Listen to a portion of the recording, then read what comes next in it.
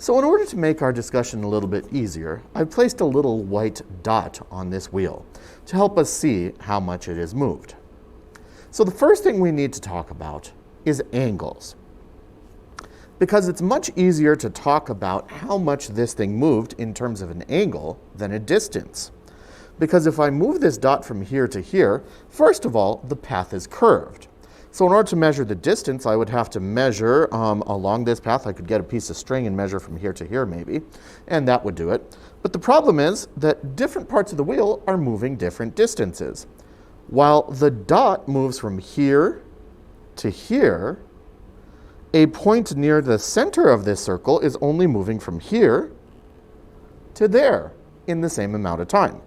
So because of that, we don't often talk about linear distances. It's much easier to talk about the angle that this object changed by, how much it rotated by. So if it was from here to here, we'd say it rotated by about 90 degrees. Well, okay, we need to be careful about what kind of units we're measuring.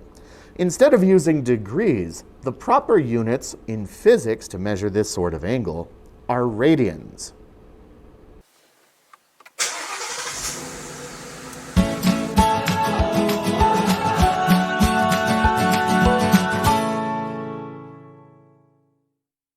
Well, aloha everyone. Today we're going to talk about arc length. So here's the idea. What is arc length? Well, imagine that you have a circle. And on that circle, here's my circle. And on that circle, you want to know how far it is from here to here if you're traveling along that path. Well, arc length is going to be what tells you, and really all you need to do is draw lines like this and like that. So you can see we have a central angle here, and I'm going to name this angle theta. And then we also have a radius of the circle, r. And this length along that piece right here, we're going to call s. And s is going to be the arc length. In order to calculate the arc length, it's pretty straightforward. S is going to be equal to r theta. But before we get there, we need to talk about something important, and that's units. You can see here that we have S is going to be a length, it's in meters. R is going to be a length, it's also in meters. Which means that the units already work out, so technically this angle is unitless. Well, in order to understand what that angle is then, and in order for it to be unitless, we need to use a unit that we call radians.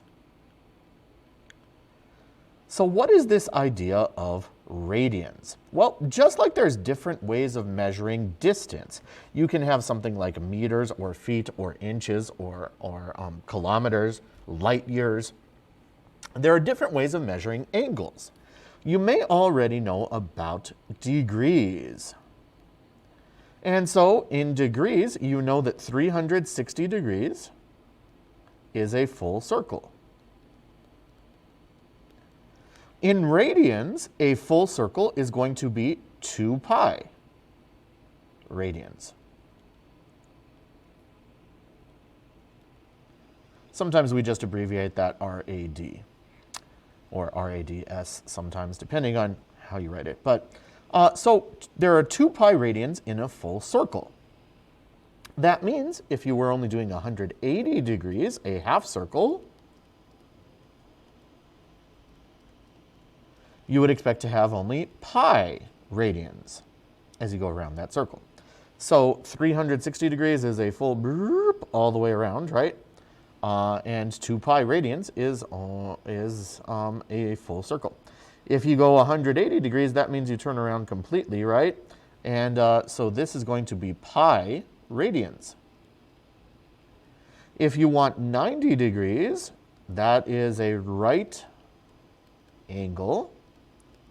That's going to be pi over 2. So you can see it's very easy to convert some of these simple ones because you just take 2 pi and divide it by what proportion of a circle you have. But it turns out it's a little bit harder to do that when you get something like this. What if you have a 37-degree angle? What is that in radians?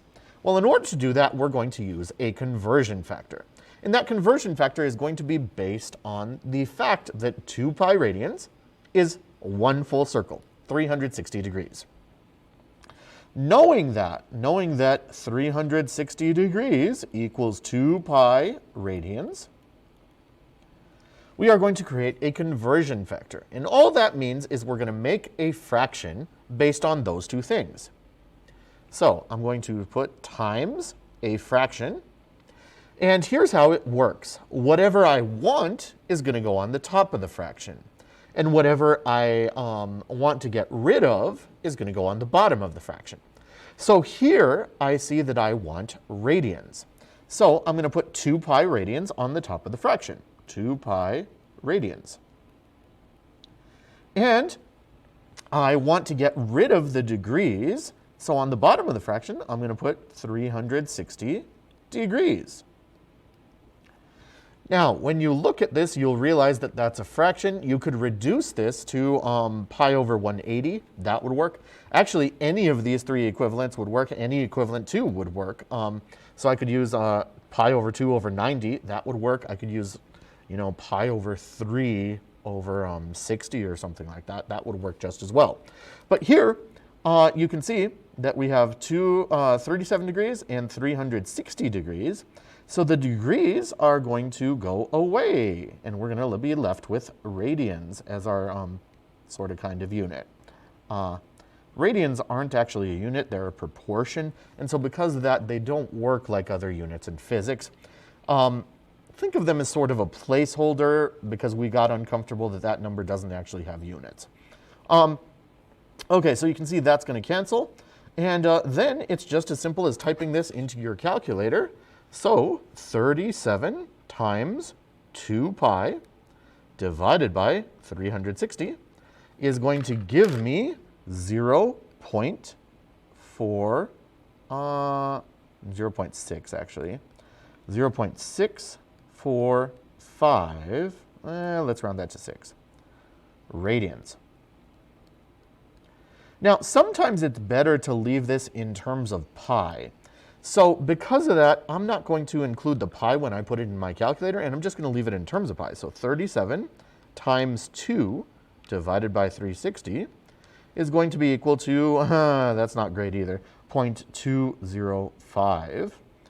0.205, round that to 6, pi radians. Now, in either of these cases, in this example, it didn't work out very well, but sometimes when you do this, you'll get a nice number times pi, and then if you get that, you can easily think about how far you are around the circle. But in this case, 0.206 pi, well, I guess 2 pi is a full circle, so 0.206 is like a tenth of a circle, and I guess that makes sense. It's a little bit more than a tenth of a circle here. So we need to have that in radians in order for this formula to work. So S is equal to R times theta. So arc length. How would I find the arc length of something that, let's say I had a circle here, and I wanted to know, here's my central angle, and let's say it's going to rotate 90 degrees. So I'm going to start here, and I'm going to go along this path till I'm up here, 90 degrees away. And I want to know if this radius is, let's make it 2 meters. I want to know how far did I travel. Maybe I'm walking on a circular path or something like that. And how far did I travel along that path? Well, all I need to do is find the arc length here. And so the first thing I do is I know that's 90 degrees. And I know 90 degrees is pi over 2 radians. If you don't, you could use a conversion factor to convert it. But I know theta is going to be 90 degrees, which is pi over 2 radians. Okay, so now that I know that, I can use the formula S is equal to R theta in order to figure out the arc length.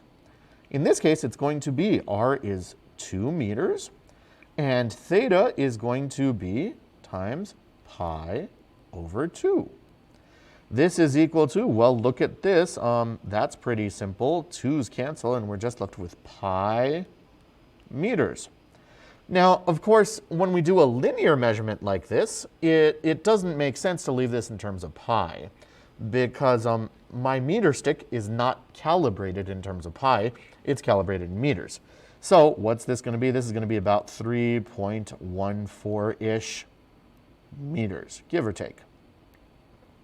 So that means I walked 3.14 meters walking around this quarter of a circle. So if this wheel is rolling, and it rolls from here to here, that was about 90 degrees, or pi over 2 radians.